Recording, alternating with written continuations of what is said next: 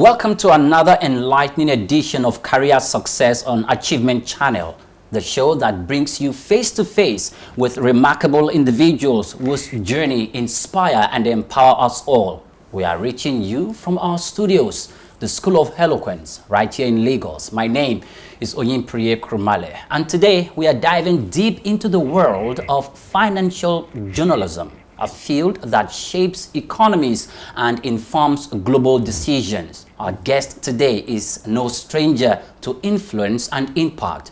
He is a consummate financial journalist and development economist, the editor-in-chief of Next Money and CEO of the Center for Financial Journalism. He is the author of the powerful and thought-provoking book, The Power of One Man and the Rage of the Risk God. With decades of experience, Dr. Ray has not only shaped the landscape of financial reporting, but has also contributed immensely to the development of economic policies through his profound insights and fearless writing. He is an authority in financial journalism, and today he is with us in the studio to share his wealth of knowledge and, most importantly, to inspire you and I to see how one individual can make a lasting impact on society. Dr. Ray, we are honored to have you right here with us in Career Success. Welcome to the program. It's my pleasure. Thank you very much. Yes, Dr. Ray, let me start first of all from the beginning. Okay. How did it all start? Tell us a little bit about your growing up, your primary education, your secondary school education, and your university education. Right. I started from a mission school in my village, a mission school run by the Catholic Church. I'm a Catholic. Okay. I'm a Catholic. So where's your village? Unrepentant Catholic. I see. My village is in Ngobala, local government of Imo State. I started out there. Then from there, moved to the secondary school, Obala Secondary School. Obala Secondary School is a mission school as well. It was actually built by the Faith Tabernacle, Faith Tabernacle Church. I think that should be the first school they built in the whole of West Africa or so. I'm not very sure. Yeah. So even by the time I got into that school, it had been taken over by the government, actually. Okay. But everything we did still tells anybody this is a mission school. You get up in the morning from the dormitory, you pray, you go to the dining, you pray, you go do your assembly in the morning, sing and all that before you go. So it goes like that. So we had that mission school training and all that. I think it was wonderful. And then from there, gained admission to the University of Calabar to read economics. Oh, yeah. It's something I just can't forget, because then economics was like you leave the secondary school and say, economics, anybody's course. But then you get into the university, you say economics are not that, is a totally different thing. You see mathematics that will make you to run like Philippides and run away and all that. And then by the time you're getting to third year, you meet econometrics. Oh, you feel like leaving the whole place. I said, no, I didn't bargain for this. But for me, it was fine, because mathematics has been, will I say, part of my food. I enjoyed mathematics. I still enjoy mathematics. I consider people strange who tell me that mathematics is the go-to thing. No, for me it was good. And interestingly, I was a science. Will I say I was a science student, or I actually did science? I did arts. I did commercial this thing. I did all the sciences: chemistry, maths, physics, biology, even agricultural science. Yes, but I chose to do something different. Okay, so tell me some of the remarkable things that happened whilst you were either in primary, secondary, or university, that still stuck to your mind, that is something you cannot forget and contributed to your career success. Yeah, then, especially in the secondary school, at some point, the school authorities will do certain things that we students consider that these are not right and all that. Then it will be who will speak, who will talk and all that. I said, you know what? I am going to write, and we find the way of sending these things so that it will get to the school authorities. They will read and all that. So that was when I started writing. And that was in secondary school? Secondary school, yes. I developed interest in that, and then that was also when I wrote my first article for publication in the newspaper, letter to the editor. So even when I was doing all the sciences and all that, I wasn't going to study any science-based course. I knew it. What I wanted to do was to write. I wanted to be a journalist. I wanted to, like what I was doing then. Look, let me be the voice of my fellow students, write to the university authorities so that they read and they know what our position is, how we feel, and all that. And they read these things, and then they'll come back, maybe change their decisions and all that. So the next time everybody will say, write again on this issue, you know. So it was fun. Yes. So it was clear, that no, I'm not going to go into this area or that area and all that. So it's going to be communication, writing, journalism. That's what I would do. Okay, great. So it's obvious that you discovered yourself earlier in life, and that was in secondary school. Yes. So how can you use that to advise people, young people now who are struggling to find a path in life, where you think they should practice their career, they think they should go into, and they are still struggling, trying their hands on all kind of things? Yeah, that is important. Know what you want to be early enough, what you want to do, what you would like to do. And it is possible that you find role models, you find people that like if you look at them, if you look at what they are doing, they said, I actually want to be like these people and all that. I remember then, in secondary school, every Sunday, if I don't get my newspaper, I've not started. You were reading your newspaper? Yes. I have a particular columnist. In fact, if he goes on leave, I may not buy newspaper until he returns. As a secondary school student, what year was that? Yes. What year is we are talking about the 1970s. 1970s. Yes. I'll go out every day to buy my newspaper. Not every day. I can read the other days in bed. The main one is Sunday. There's a particular columnist. I must read him. And he inspired me a lot. And I wanted to write like him. Yeah. So of course, when I continue with that, even when I was reading economics in the secondary school, in the university, the University of Ghana, I was a member of the press club. Okay. In fact, some of my classmates who said, "This man, are you serious? You know how tough economics is, and you are wasting your time writing and all that. Come and face your this thing, otherwise you fail." And I said, no, don't worry. I was able to balance the two and all that. So I was writing, as a member of the press club, and I was also doing, and then of course, so I was able to also come out with very good grade. I made a second class upper. The second class. Yeah, and then of course, second class upper was like the first class. First class. In fact, by then, the university hadn't recorded, that department hadn't recorded any first class.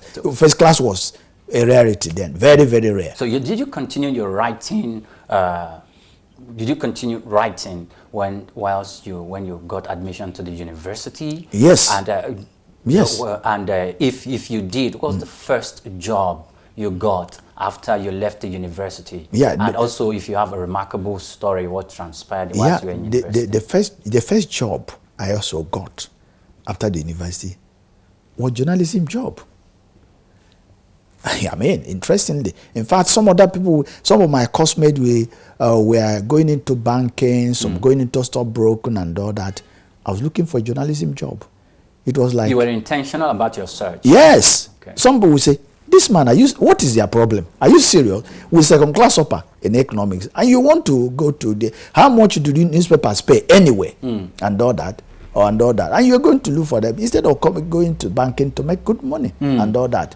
But then I really got a journalism job at New Breed then, New Breed organization. One of the best, especially when it comes to investigative journalism. Investigative yes, journalism. in fact, it had New Breed then had 2 publications. The President, which is business and economy publication, and then this thing, what do you call it? The New Breed newspaper, magazine itself. They were all printed abroad, and then, in fact, by the time I was applying to join a New Breed organization, I was saying, if they employ me and then give me just transport money, I'm good. Yeah, let them not pay me salary. I want my name to be in this newspaper. Okay.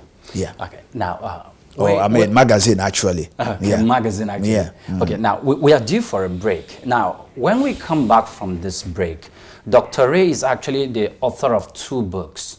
One of them is The Power of One Man. Yeah. And the second is The Rage of the Risk God. The Rage of the Risk God. I want to find out what informed, most especially the name of the second book. Yeah. Yes. I want to find out why you wrote those books and for what purpose, what inspired you to write that book. We'll be doing that after this break. Do stay with us.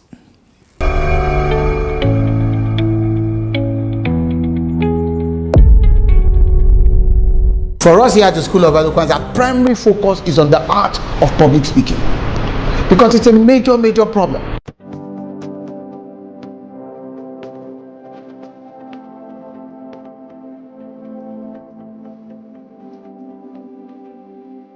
And public speaking, we must understand, is the raw art of speaker to audience oral communication. I got a lot more than I actually expected. I have overcome the few years I used to have. The more you speak, the better you are at speaking.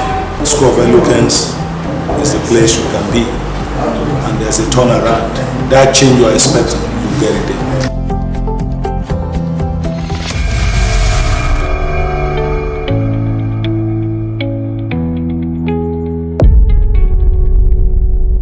Welcome back and many thanks for joining us. It's Career Success and we are still talking to the financial journalist, Dr. Ray Echebiri. Welcome once again to the program. Thank you very much. Now, I would like to find out some, most especially, first of all, you wrote a book, you wrote 2 books actually. One of them is The Power of One Man. You wrote about The Power of One Man, and that is the former CBN governor, Professor Chukwuma Soludo. Charles Chukwuma Soludo. Yes. Then you also wrote another book, The Rage of the Risk God. Yes. What informed the writing of those books?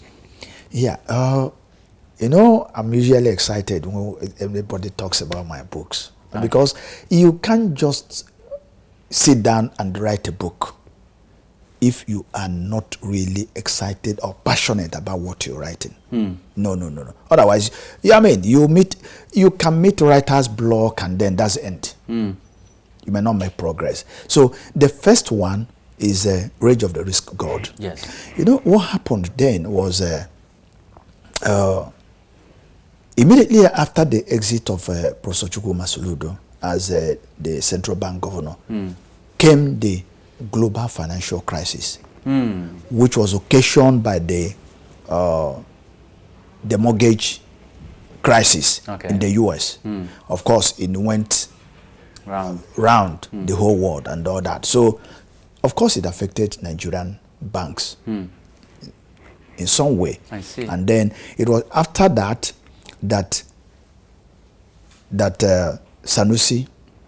Lamido Sanusi, came in as the central bank governor to replace Chukwuma Soludo. So, because of what happened, the global financial crisis, the effect on Nigerian banks, some of the banks started having issues, started having problems. How did this happen? Immediately after the banking consolidation, many banks had a lot of money. Some of them were quite bullish. They wanted to expand, they wanted to lend, they wanted to... of course, that was natural. That was quite natural. When you have so much money in your vote, do you keep it there? No. If you keep it there, it doesn't yield anything for you. like the classical economists will tell you, cash is barren. So without investment, it doesn't bear children. So you have to invest it to make money, more money. So some of them, even what they had was like not enough anymore for them. They started looking outside to borrow more money from foreign banks, foreign investment banks and all that. And they were, of course, giving them because the opportunities are there. Okay. So then came the global financial crisis. It started hitting many American banks. Okay. So what they did was to start calling some of the loans they had extended to Nigerian banks. Oh, okay. Of course, it was not planned. So some of them started having problems because you just have to give them back their money. And meanwhile, this is money you had already invested, possibly a mortgage, maybe in an estate. I mean, somebody is developing a real estate and you give some billions of naira and the person hadn't even finished. And the person that gave you money said, hey, please, I want my money back and all that. Now, and there's nothing you could do and all that you gave them. So now, because of that, some of them started having problems and all that. Of course, when... so that's where you got the name, the Rage of the Risk God. The Rage of the Risk God now we are talking about is the Sanusi himself, Lamido Sanusi. Okay. You know, he is an expert in risk management. Okay. In fact, one of the best, actually, in the country. You know, he became the managing director of First Bank, and that was where he was picked to become and was made the CBN governor. His special area is risk management, risk analysis, right? So, because of what he did, you know, first he sacked MDs of banks, the entire management of how many banks and all that, and then, so that was why I got this Rage of the Risk God. Let me bring. It's a small God now. Yes, I not understand. a big one. Yes. Let me bring you. Yeah. Let me bring you into those books. Yeah. How have they contributed to your portfolio? You as a successful person. Yeah. And how has it moved you up the ladder? Now, let me tell you straight away. In terms of status, those books have added to my status. In terms of money, they've added a lot. Yes. The interesting thing is that the first one, Rage of the Risk God, was also published abroad by Ex Libris. So, I should be earning some dollars on a regular basis from the sales. Great. There. Yeah.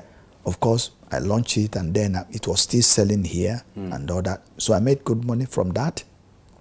And the second one is still selling and selling very fast. That is the power of one man. Okay. Yeah. Yes. Now, I want to know, you faced challenges. Yeah. Whilst you were climbing the rung of your career. Yeah. Yes. You faced some challenges. Yeah. And you overcame some of those challenges. There were some mountains you had to jump over. What are those challenges you faced and how did you overcome them? Yeah, you see, in any career, you don't move just straight. Something must maybe an obstacle somewhere and all that. It may have to do with certain things you face in your place of work. Some people are now saying, no, hi, why should it be this guy? Why should we get this? Why should we not get that and all that? But the important thing is, even when you are having those challenges or those obstacles, face straight. Can you point out a specific scenario? Yeah, you know, at the time, for instance, when I was in Champion newspapers, okay, it was the belief that my promotion was too rapid. Yeah, they felt my promotion was too rapid. Of course, some other people will be saying, no, why this guy, why the... And the interesting thing, the interesting thing is that I even left Champion newspapers to go abroad for my postgraduate. And even when I came back, I came back to the job and all that. And it was like, hey, why should this guy, his job, you are keeping his job, waiting for... I came back to the same position, as a matter of fact. So, it was like, hey, why him? At least some other person should have, when he comes, he finds his level and all that. But, of course, the management felt that I should that continue. you're worth it. Yeah, okay, yeah. now I would like to get another specific scenario Yeah. of any kind of promotion, Yeah. accolade, or celebration you got from any of the organization you were working from that came, that really launched you out there, that you felt, yeah, like, yes, this is it, you felt good. That is quite a success in my career. Yeah, let me tell you one that is very remarkable. Yes, it's not even just from the management. Mm. No, it's from the public. When I was the editor of Financial Standard, I went there when the paper was not very, very stable, no. And I went there and my impact, I mean, I'm not, I the risk of sounding immodest now. Yes. The paper became hot cake. It was selling like granite. Financial Standard.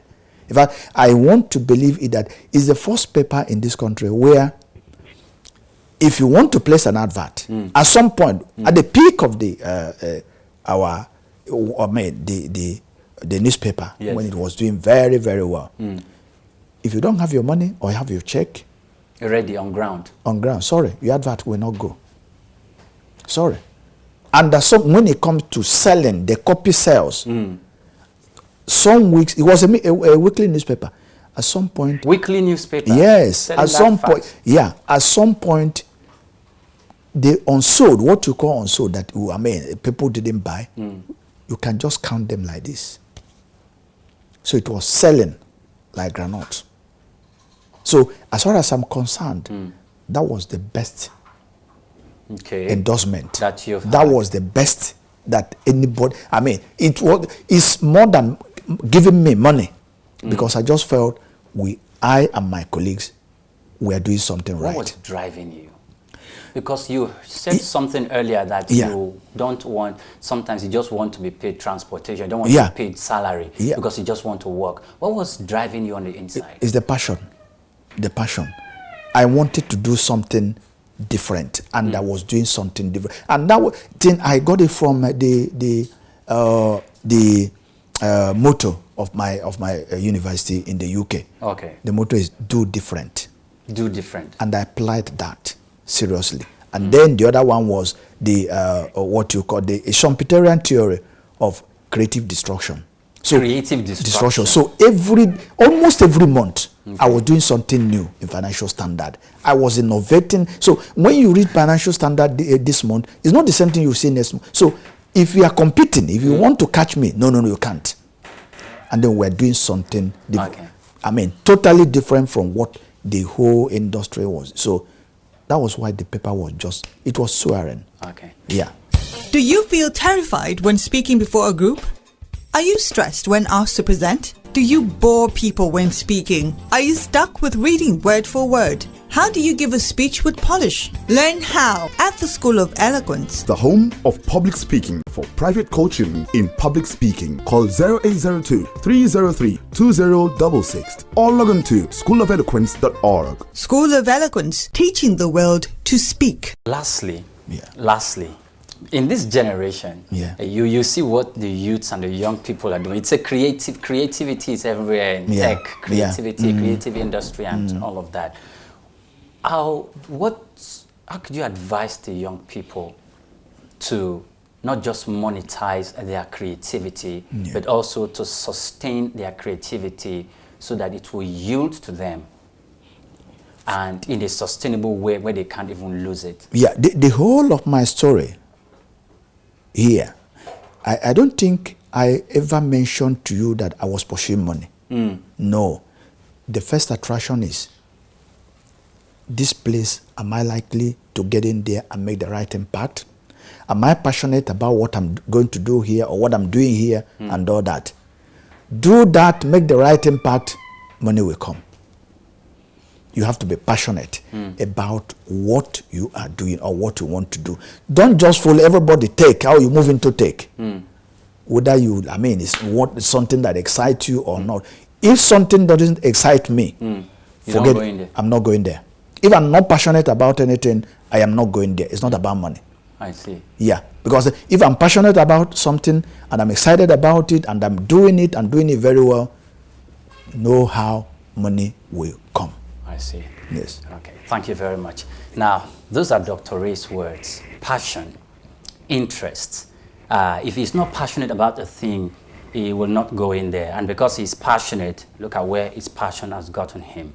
And I think you should take that line too, because it will get you somewhere remarkable. Thank you so much, Dr. Ray, for your time. Thank you very with much. us on career success. Thank you very much. I'm shaking a Thank successor. You So that's an enlightening conversation with Dr. Ray. He's a true giant in financial journalism and a beacon of leadership and wisdom. Now, remember that each of us has the power to make an impact, to embrace risk, and to lead with purpose. Until next time, stay inspired, stay motivated, and keep striving for your own version of success. I'm Oyinpriye Krumale. Thanks for watching.